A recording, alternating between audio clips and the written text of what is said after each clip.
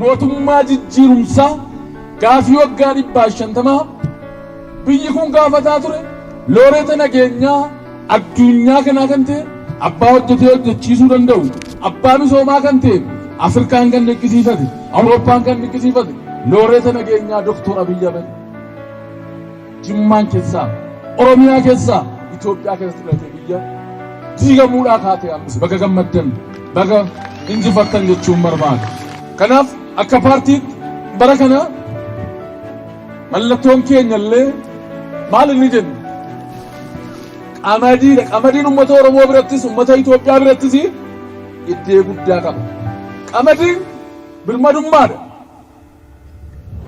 Biyya salphitti mootummoonni sadan darban karabaataa koowwatanii qamadii filatan. Qamadii filachuun nageenya warri magaalaa Jimmaa. Qamadii filachuun tokkummaa filachuun qamadii filachuun nageenya filachuudha.